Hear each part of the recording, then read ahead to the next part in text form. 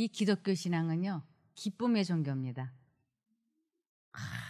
이 기독교 신앙은 이건 기쁨과 평안의 종교예요.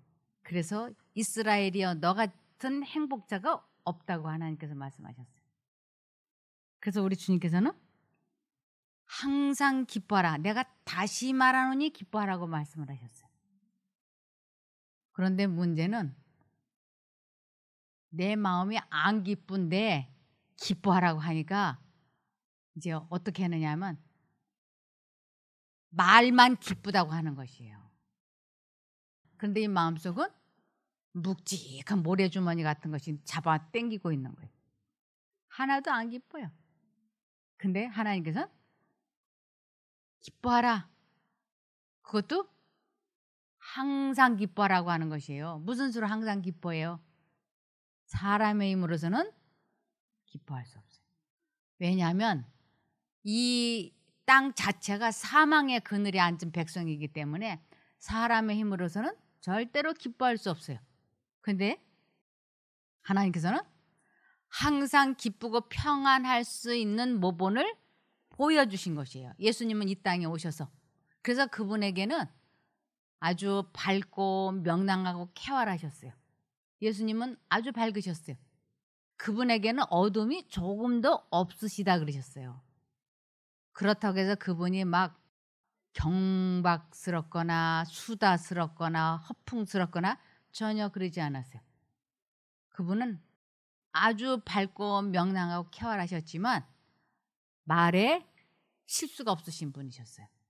그러면서 아주 행복하셨어요.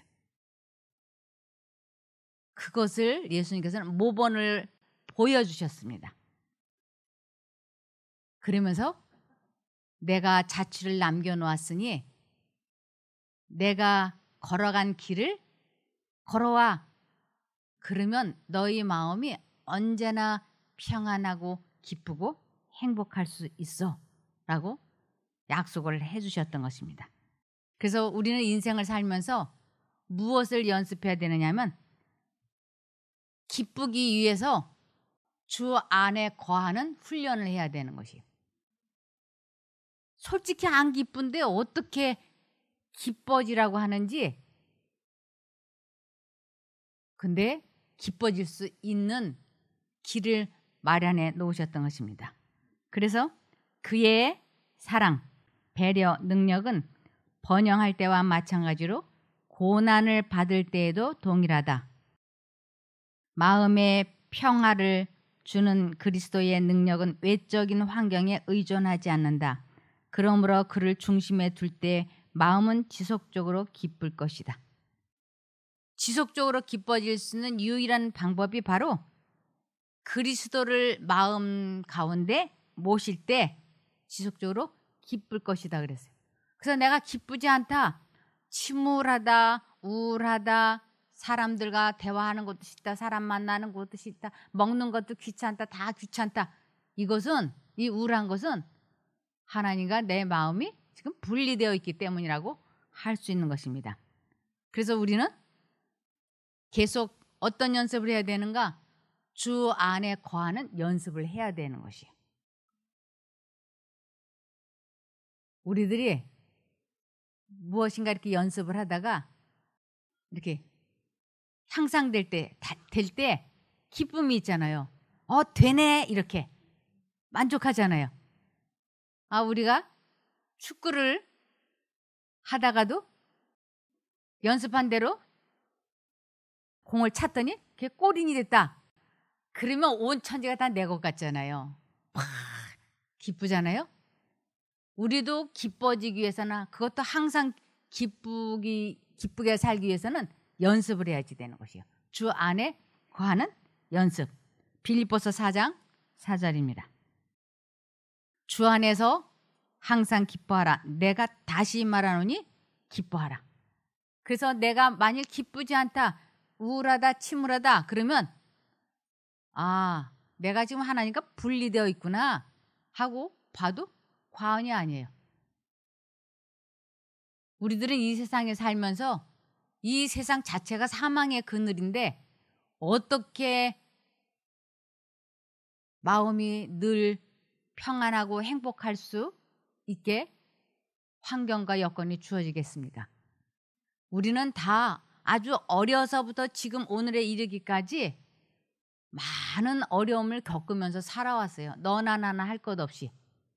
그런데도 주님께서는 항상 기뻐하라고 말씀을 하셨는데, 방금 전에 읽었었던 것처럼 외적인 환경에 좌우되지 않도록 우리 마음을 지키는 것이 의무라고까지 말씀을 하셨습니다.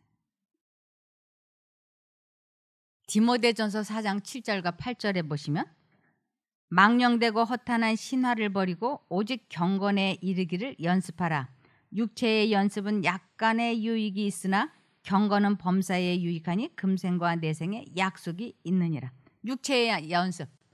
내가 좀 남도 좀 도와가지고 전도를 해보고, 내가 좀 희생도 좀 해보고, 내가 좀 봉사 좀 해야지, 이러는 것이 약간의 유익은 있을지 몰라도 그것 가지고는 마음이 기쁘지도 않고, 그리고 영생도 얻을 수 없다고 하는 것입니다.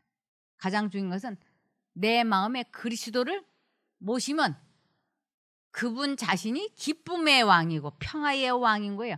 그래서 그 왕이 내 마음에 들어오시는 것을 내 마음속에 은혜의 왕국이 시작이 됐다고 하는 것이에요. 그래서 지금 사람들은 이 세상에 살고 있으면서 두 부류의 사람이 이 세상에 살고 있어요. 한 사람은 그 마음에 은혜의 왕국이 건설되어져 가는 사람이 있고, 한 사람은 은혜의 왕국이 뭐여? 이러는 사람이 있는 것이에요. 은혜의 왕국이 어떻게 건설되는지도 모르고 은혜의 왕국이 존재하고 있다고 하는 것 자체도 모르고 사는 사람들이 있는 것이에요. 근데 우리 예수님께서는 이 세상에 오셔서 회개하라, 천국이 가까웠느니라 라고 말씀하시는데, 이 천국이 바로 은혜의 왕국인 것이에요. 우리 마음속에 그리스도를 모시면 그분은 평화의 왕, 기쁨의 왕이기 때문에 우리 마음이 항상 기쁘고 행복하고 즐겁고 만족하고 희망이 있을 수 있는 것이에요. 그것을 지속적으로 하게 되는 것을 거듭남이라 그러고, 그것을 은혜의 왕국이 건설된다고 하는 것입니다. 사람들이 주님께서 회개하라, 천국이 가까웠느니라 하니까 이 천국이 우리가 구원받을 때 들어가는 그 영광의 왕국인 줄 아는데, 예수님께서 말씀하신 이루시고자 오신 천국은 사람 마음속에 건설하고자 하셨던 은혜의 왕국이었습니다.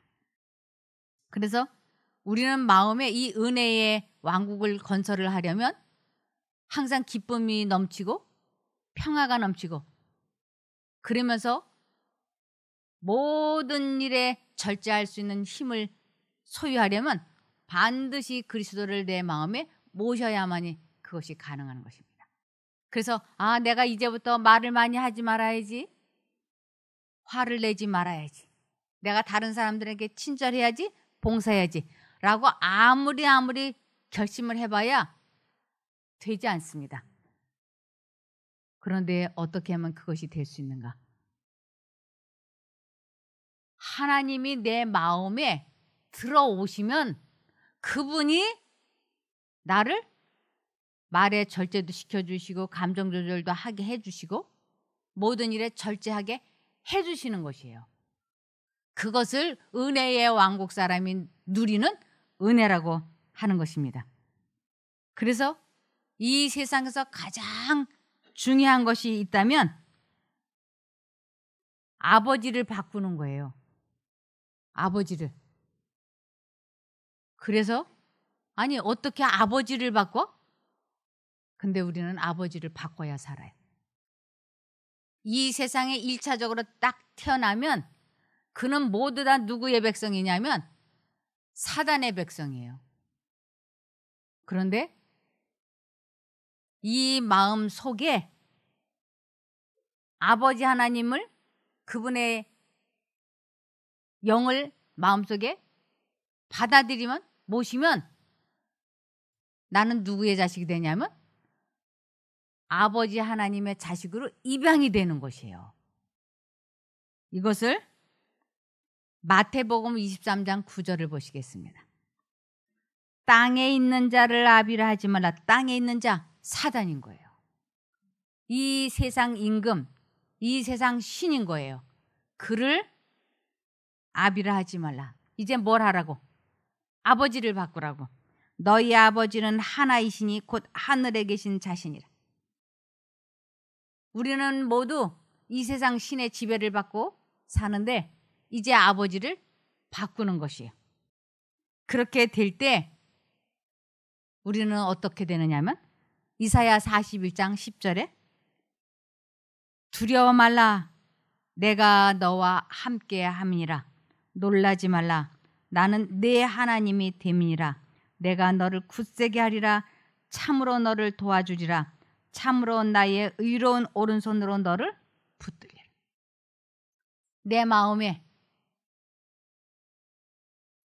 하나님 아버지를, 예수님을, 성령님을 모시면 그분과 내가 하나가 되기 때문에 나는 내 아버지, 내 하나님이 되는 거라고 말씀을 하시는 것입니다. 그러면 이제 어떻게 하면 내가 하나님의 영, 하나님의 마음, 하나님의 생각을 내 마음 가운데 가질 수 있는가? 이것이 이제 아주 중요한 핵심이 되는 것이죠. 아버지와 내가 어떻게 하면 연결이 되는가? 이것을 에베소서 6장 12절을 보시겠습니다. 우리의 씨름은, 우리의 싸움은 혈과 육에 대한 것이 아니요 사람과 사람과의 내가 싸우는 것이 아니요 정사와 권세와 이 어둠의 세상 주관자들과 하늘에 있는 악의 영들에게 대함이라. 이것은 사람과 사람끼리 싸우는 게 아니고 우리는 마음을 지키기 위해서 누구와 싸워야 되냐면 마귀, 사단과의 전쟁을 벌이는 것이. 이것을 십계명 중에 제1계명이라고 하는 것이에요. 너는 나 외에 다른 신들을 내게 있게 말라. 이 신들, 사단의 생각을 선택하면 안 돼. 내가 주는 내 신을 내 마음에 모셔야 돼. 가져야 돼. 그러면 내가 누구의 신이 될까요? 하나님 아버지의 아들이 되는 거고 딸이 되는 거고 이것을 신의 성품에 참여한다 그러고 그것을 내가 신이다라고 말씀을 하셨어요. 이것을 베드로 후서 1장 4절입니다.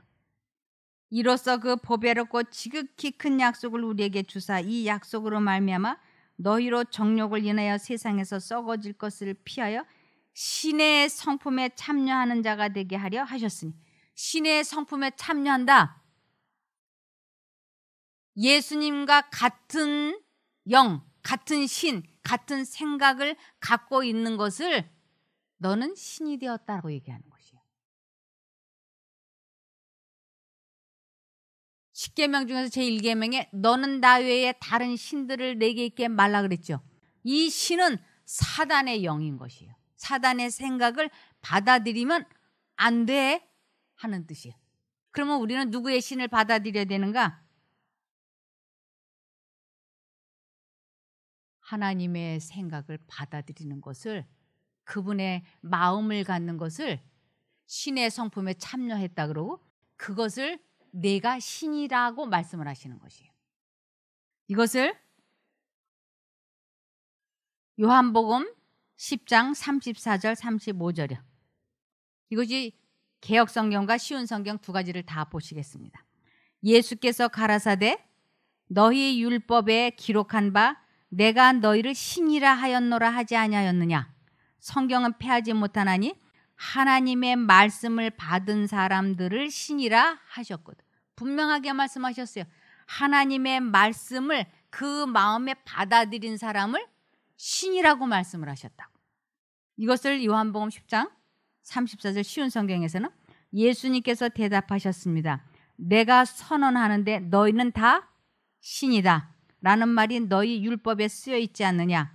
하나님께서 자신의 말씀을 받은 사람들을 신이라고 불렀으니 성경은 파기될 수 없다. 신의 생각이 내 마음에 들려왔을 때 선택을 하는 것을, 그래서 하나님의 말씀을 내 마음에 받아들인 것을, 심은 것을 너는 신이 되었다라고 말씀을 하시는 것입니다. 이것을 시편 82편 6절과 7절입니다. 내 말을 들어라. 너희는 신들이며 지극히 높은 분의 아들들이다라고 하였으나 너희는 보통 사람들처럼 똑같이 죽을 것이다. 여느 지도자와 다를 바 없이 죽게 될 것이다. 우리 마음이 하나님의 생각을 받아들여서 신의 성품에 참여했다 할지라도 이 몸은 보통 사람들처럼 죽을 거라고. 그러나 주님께서 오실 때 우리를 부활시키셔서 천국으로 데려가신다고. 너희 마음에 하나님의 생각이 임하면 너희는 제1계명 너는 나 외에 다른 신 사단의 영을 받아들이지 않았기 때문에 우리는 산다고 하는 것입니다. 이것을 에스겔 37장 14절에 내가 또 내 신을 너희 속에 두어 그랬잖아요. 하나님의 생각을 넣어주는 것을 내 신을 너희에게 두었다고 얘기해요. 그러니까 사단의 생각을 내 속에 받아들이면, 우리는 사단의 생각, 사단의 신을 받아들이면 사망인 거예요. 그리고 그 생각은 우리들에게 기쁘고 즐겁고 평안을 주지 않는 생각이에요. 그러나 하나님께서 우리 마음속에 신을 넣어주시면, 생각을 넣어주시면 우리 마음은 기쁘고 즐겁고 행복할 수 있는 것이에요.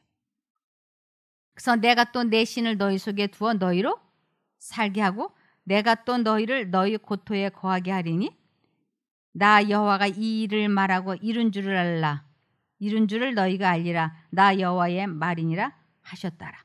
이것이 바른 성경에는 내가 내 영을 너희 속에 두어 너희로 살아나게 하고, 이 살아나게 한다는 건 영적으로 살아나는 것이에요. 우리 모두는 영적으로 죽은 사람이었는데 하나님의 생각, 하나님의 말씀을 내 마음에 받아들이면 영적으로 살아난다고 하는 것입니다. 내가 또 너희를 너희 땅에서 살게 할 것이니 너희는 내가 여호와인 것을 알 것이다. 내가 말했으니 실행할 것이다. 여호와의 말이다. 우리는 지금 이 세상에 살고 있지만 매 순간마다 하나님의 생각을 받아들이면, 선택하면 우리는 죄와 싸워서 이길 수 있는 것이에요. 그래서 이것을 더 구체적으로 우리가 신이 되기 위해서는 이렇게 하라고 말씀하셨습니다. 빌립보서 2장 5절. 너희 안에 이 마음을 품으라. 곧 그리스도 예수의 마음이니. 이것을 우리 예수님께서는 요한복음 10장 38절에 내가 행하거든 나를 믿지 아니할지라도 그 일은 믿으라. 그러면 너희가 아버지께서 내 안에 계시고 내가 아버지 안에 있음을 깨달아 알리라 하신대. 요한복음 14장 10절. 너는 내가 아버지 안에 있고 아버지께서 내 안에 계신 것을 믿지 않느냐? 내가 너희에게 말하는 것은 내 마음대로 하는 말이 아니라 내 안에 계시는 아버지께서 그의 일을 하시는 것이다. 예수님과 아버지 하나님은 하나라고 말씀하셨어요. 아버지와 나는 하나다. 그러시면서 예수님은 아버지 하나님께서 그 마음에 말씀을 하시면, 즉 하나님께서 그 마음에 생각을 주입을 시키면 그분은 그대로 행하셨어요. 그래서 뭐라고 말씀하시냐면 아버지가 내 안에 계셔서 말씀하시고 계시는 거라고. 우리 마음속에도 언제나 두 가지의 생각이 들어오는 것이에요. 언제나 하나님의 생각과 사단의 생각이 언제나 들어오는 것이에요.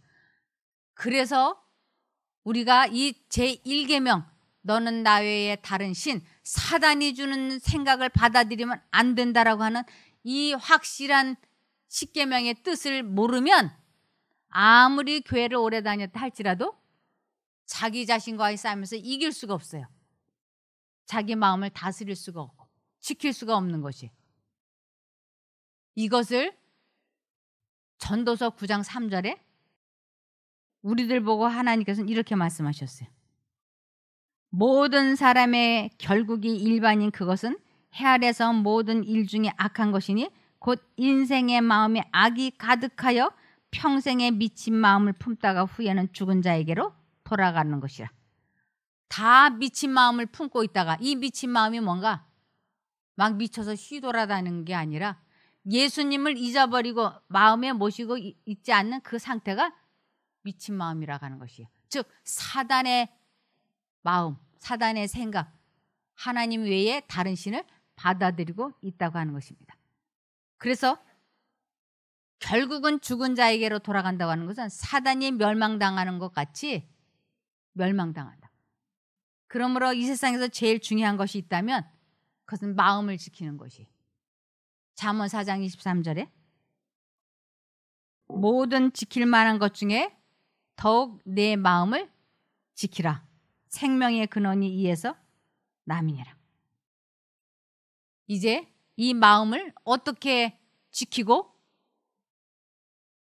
하나님의 신, 하나님의 생각을 마음에 모실 수 있는지 그것을 체험한 사람의 예화를 하나 들어드리겠습니다. 여기 20살 된 여자아이가 와 있었어요. 그 여자아이는 20살 된 그 처녀는 어렸을 때 성추행을 당했어요.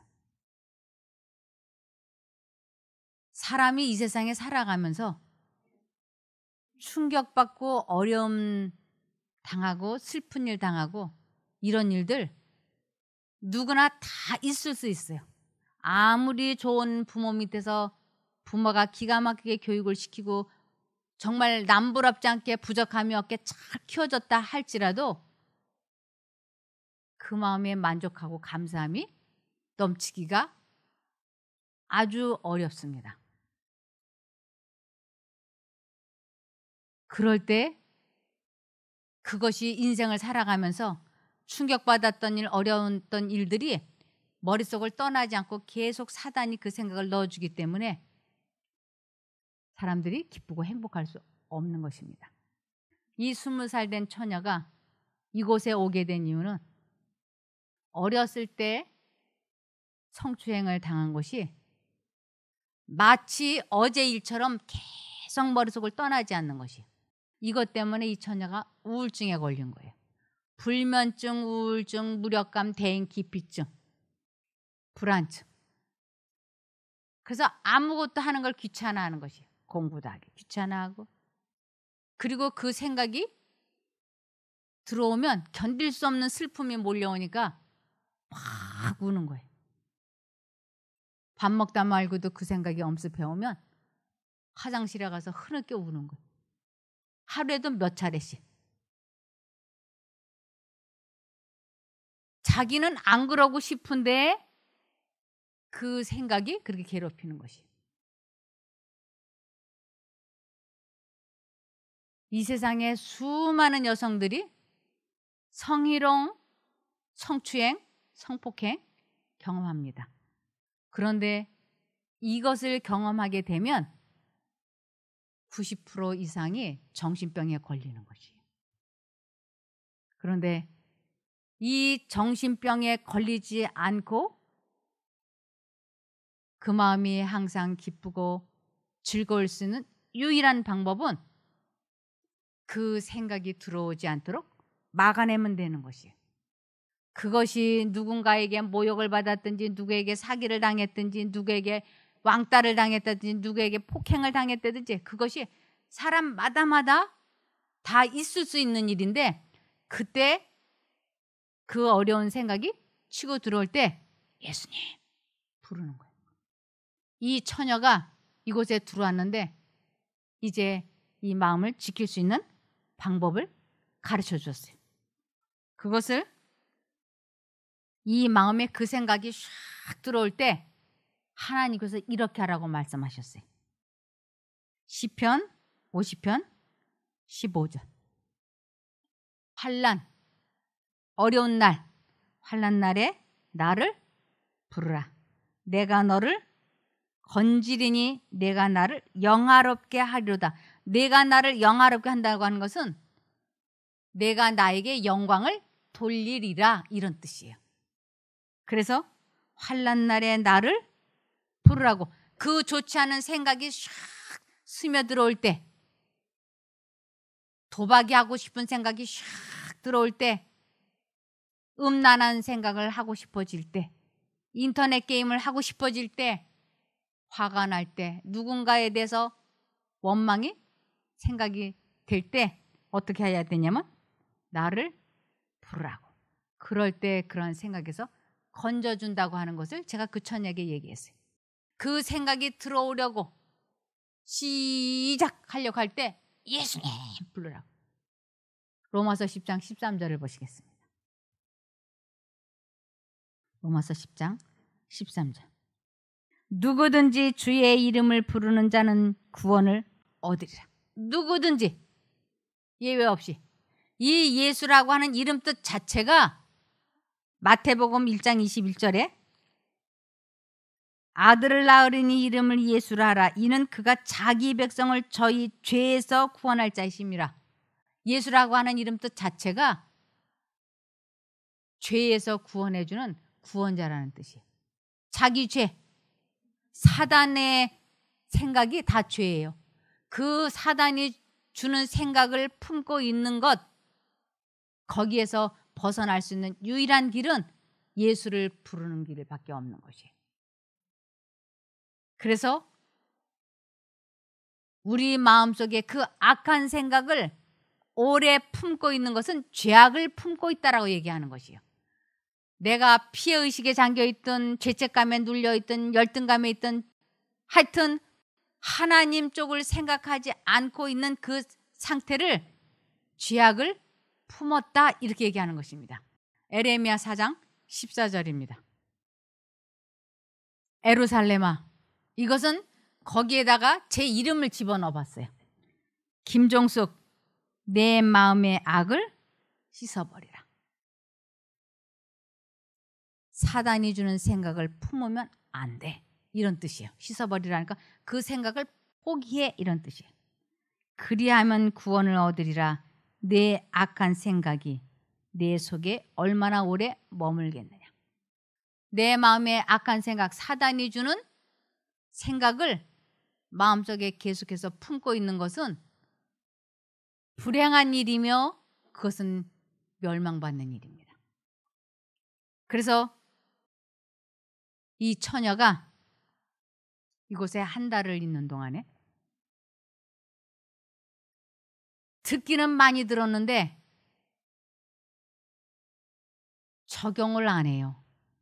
실습을 안 해요. 그러면 이러한 시간이 그에게 무슨 시간이 되느냐면 제가 노래를 잘하는 사람으로밖에 생각을 안 하는 것이에요. 이러한 시간이 그냥 그 여자에게는 음악 감상 시간이 됐던 것이에요.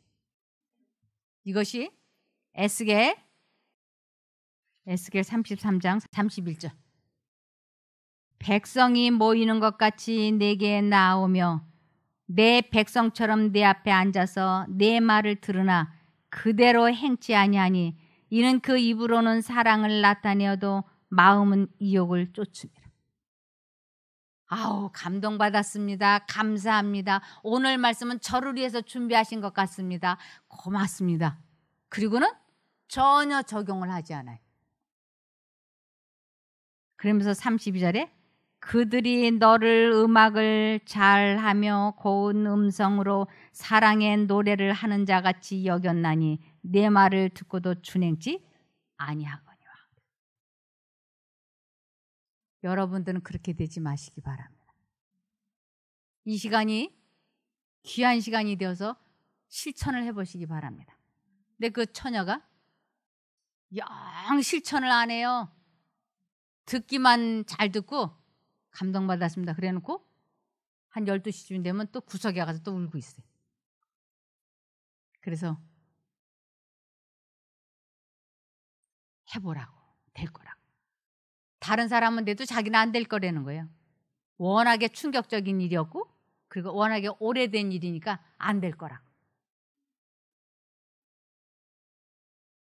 빌립보서 4장 13절에 내게 능력 주시는 자 안에서 내가 모든 것을 할 수 있느냐. 할 수 있다. 하나님의 약속을 믿으라고. 하나님께서 능치 못하시는 일이 없으니 당신이 뜻을 정하고 하나님을 부르면 그 기가 막힌 피해의식에서 벗어날 수 있다. 해보자. 그래서 제가 계속 용기를 북돋아 줬어요. 할 수 있다. 하나님께서 함께 해주시겠다고 약속하지 않았느냐. 하나님의 우리는 무엇을 믿는가?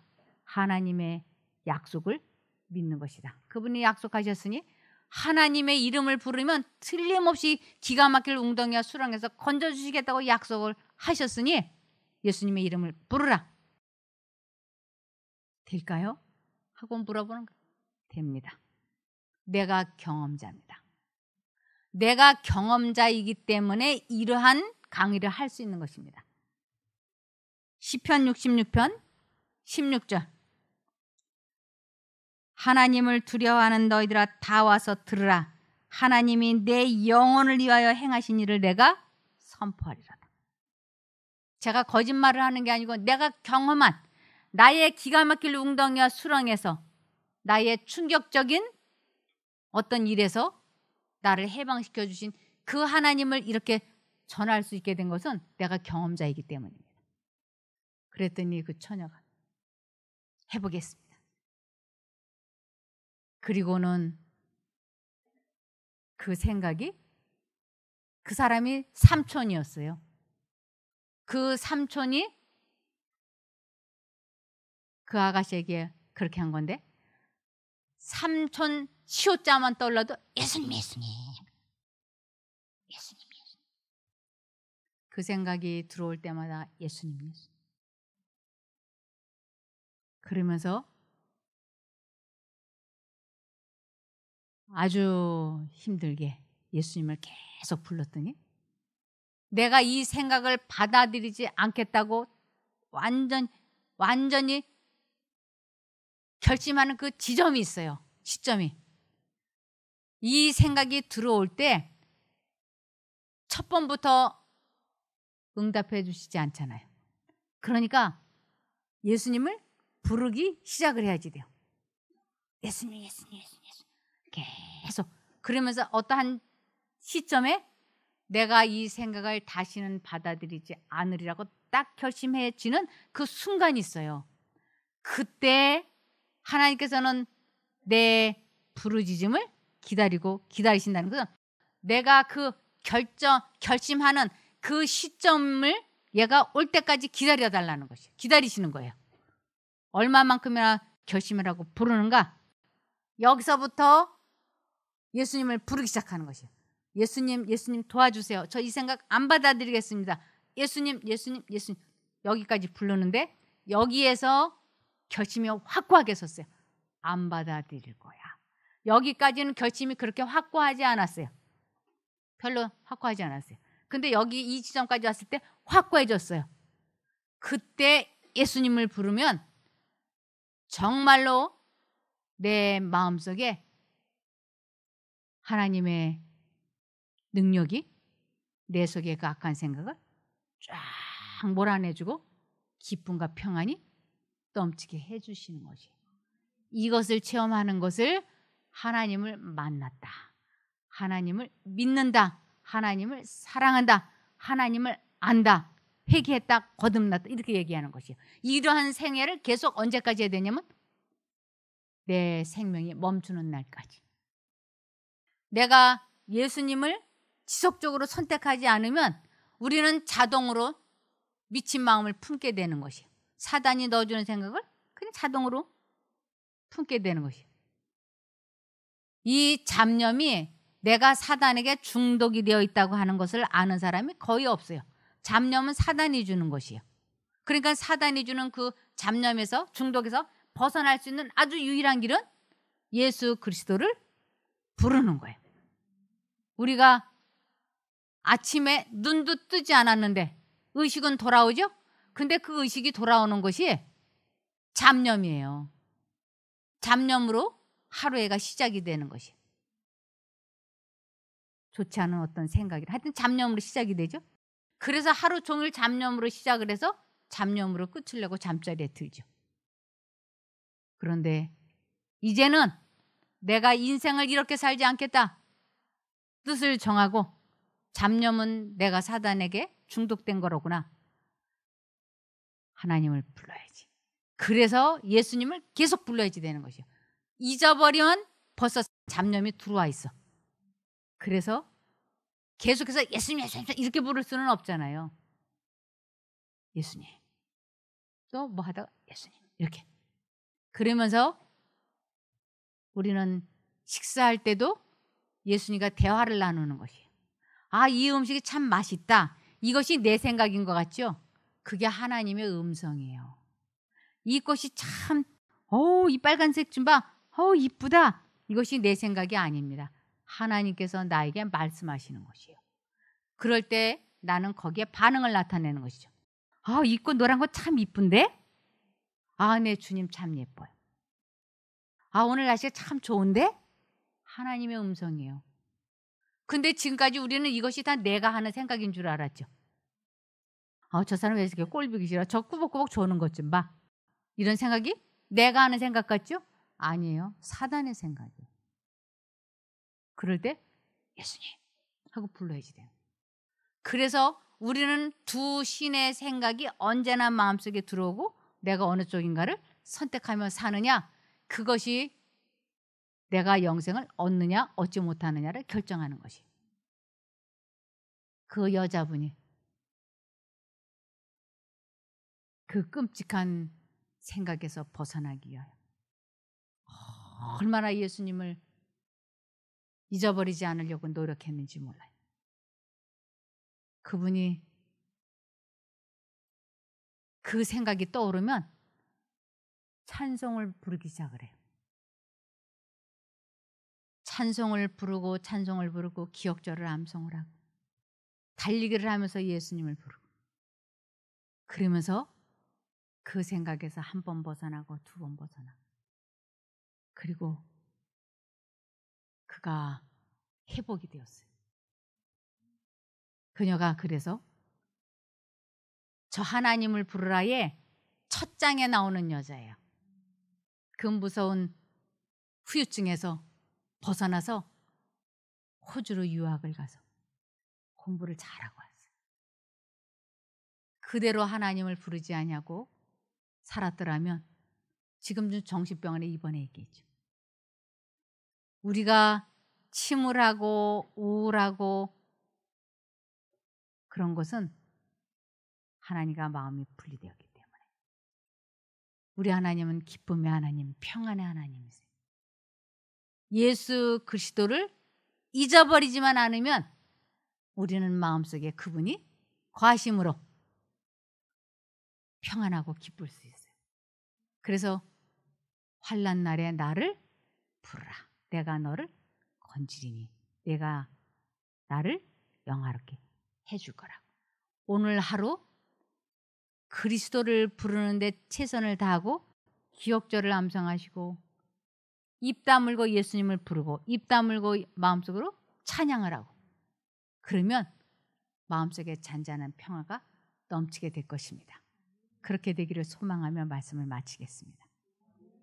기도할까요? 하늘에 계신 저희들의 아버지 하나님, 저희들이 그동안 얼마나 많이 사단에게 속아왔는지 모릅니다. 그러나 이제 진리를 깨달았으니 진리를 삶에 적용하고 실천하고 체험하면 마음에 자유가 있다고 하는 것을 배웠습니다. 아버지, 오늘 그것을 체험하는 날이 되게 도와주시기를 예수님 이름으로 기도합니다.